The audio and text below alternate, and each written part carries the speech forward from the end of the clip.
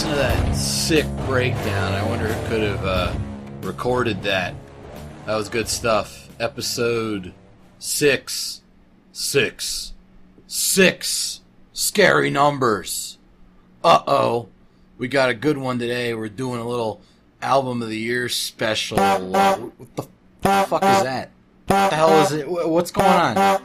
That would be the incoming communication alarm. Since when the fuck do we have incoming communications? Nobody listens to this shit. They always skip past it. Alright, whatever. On screen. Caution. Video communication is not a feature of this interface. Remind me to program you a sense of humor later. Caller, you're on the line, say. Don't ask me how I'm doing or I'll get angry. That was not a particularly adept impersonation of Christopher Cantwell. You've made a powerful enemy today, sir. Alright, caller, go ahead. Oh, hey, Radio Free Innsmouth. This is Styx Hexenhammer calling in. I just wanted to let you know I'm a big fan of the show. I actually find it quite interesting. You see, I myself am a bit of a black metal aficionado. You know, it always reminds me of the satanic panic of the early 1980s. R.E. the Dungeons and Dragons and heavy metal content.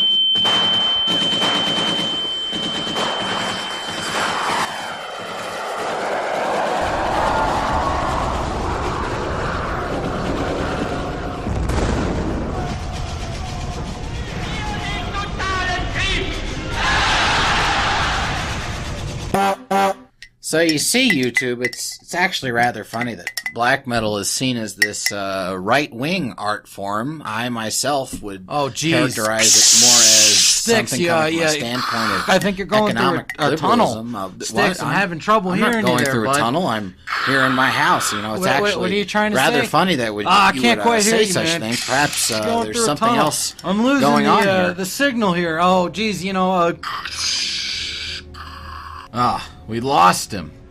I'll see ya, I guess. Actually, it would appear that you have inadvertently bumped the mute button. If you prefer, I could rectify that situation very quickly. Telling you, man, humor upgrade, it's coming. So anyways, album of the year talk for 2017, because it's 2018 now. There was some good albums that came out last year. We got one from Bloodstrike, Execution of Violence, that was a good one. Catacombs with an E at the end from France, put out a good debut album. Craftion put out a good one. Irang managed to crank out like 3 new albums because they're nuts. Finn's got some good ones. Goat Moon, of course. Grima from way up in Siberia was great. Nocturnal Mortem's always great. But actually what really stood out to me this year was a little album called Nordkarpatan Land, which translates from Slovakian into Northern Carpathian Land, by a band called Malokarpatan, or something like that. Band name is spelled K. Malokarpatan. Malokarpatan, or something like that. They're from Slovakia.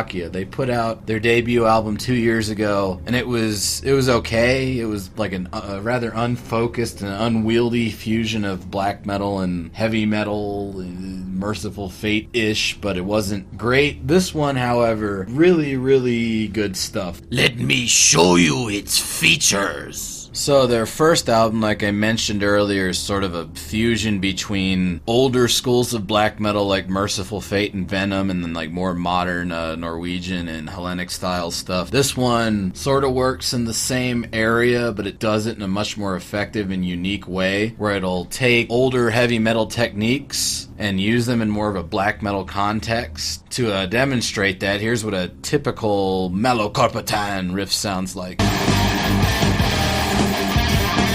Oh yeah, rocking out.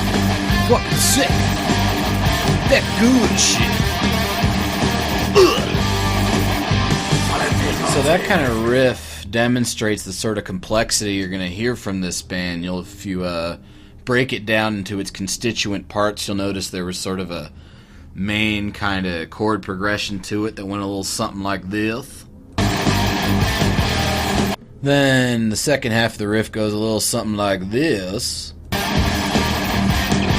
But to link those two melodies together, there's kind of a little flourish the guitarist does. It went a little something like this. And then at the end of the whole phrase, he did another little flourish that would have eventually looped back into the first part of that riff. So the whole thing all comes together quite nicely, sounding like this.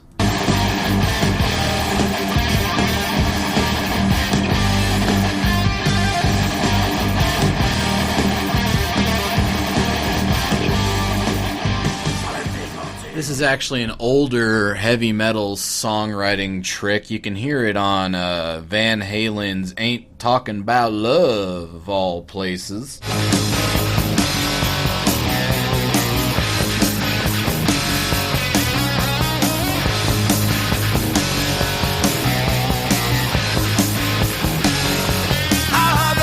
In the case of Van Halen, those little flourishes aren't really anything more than just that. Flourishes, they're there to show off Eddie Van Halen's guitar skills.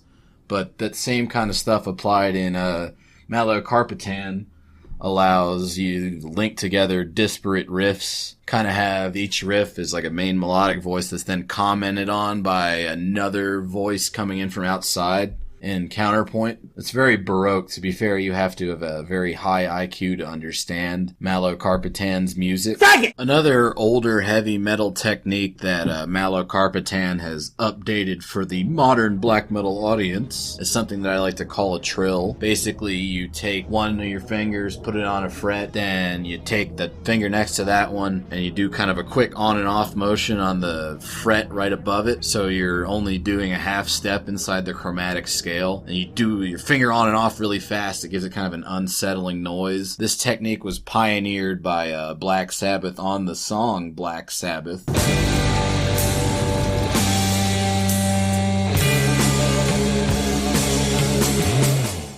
Then 15 years later, Destruction updates it in a thrash metal context.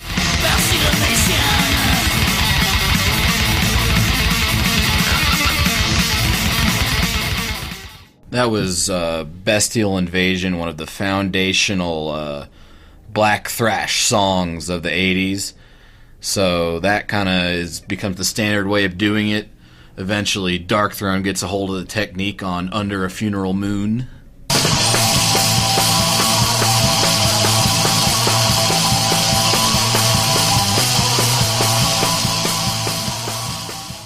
And so we bring it into modern black metal. Some bands like to use that trick for kind of a melodic staircase effect, such as Nocturnal Breed on their song Maggot Master.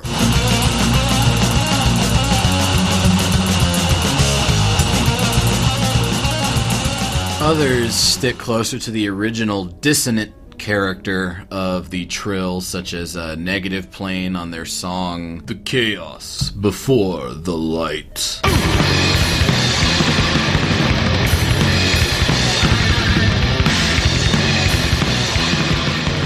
And this leads us into Malokarpatan, who open up their album after a spooky intro, of course, with a trill riff that goes a little something like this.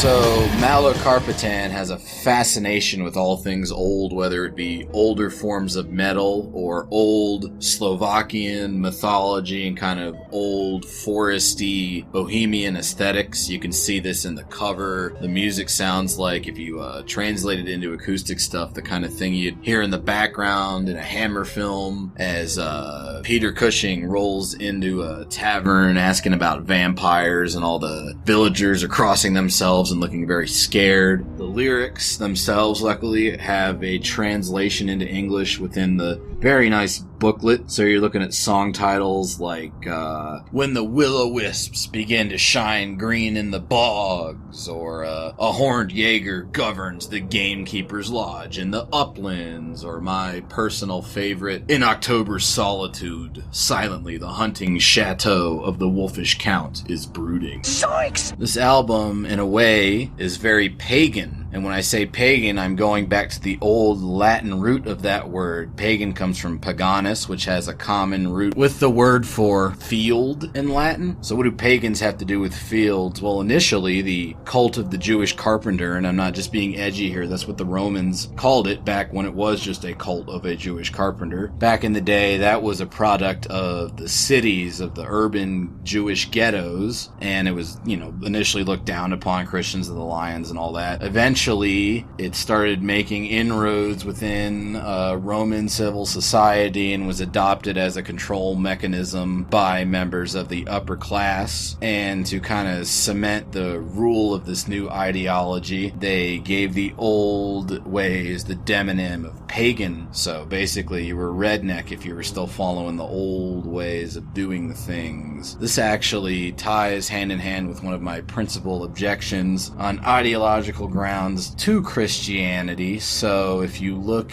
in your handy-dandy King James Bible over at 3rd book of Luke, verse 5, every valley shall be filled, and every mountain and hill shall be brought low. The crooked shall be made straight, and the rough ways shall be made smooth. Lest we think this is only a New Testament invention, it actually originally comes from Isaiah 44, which has a very similar style to it. I initially heard that verse in Handel's Messiah, which is a really great piece of music, but that line always stuck out to me as kind of feeling nice but completely disgusting at the same time, sort of like if you were to piss inside your boots, it would feel all nice and warm, but at the same time it's fucking gross. I suppose it's a comforting sentiment for some, but personally I think it speaks to a desire to remove all conflict and strife from life in the place of smoothing everything over in sort of a mediocre, don't rock the boat type of experience. Personally, I'd rather be out there with my Roman redneck paganus brothers living up in the forests and the mountains, resisting the gradual smoothing over and decay of civilization. I feel like this album speaks to that spirit. It's bringing back all these old styles, old language, old kinds of metal, old mythology, and it's like a fist in the face of those who would seek to modernize and civilize and bring quote-unquote sophistication to the art form. Just as we stand in opposition to those who are trying to smooth out the whole earth into this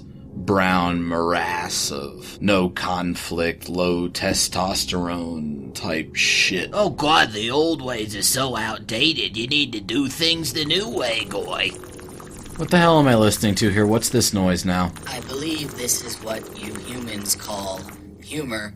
I am attempting to add levity to your pretentious rant by implementing a bong water sound effect. Oh, you wanted water the whole time. You should have just asked, bud. Caution, introducing water into my circuits would negatively impact my performance.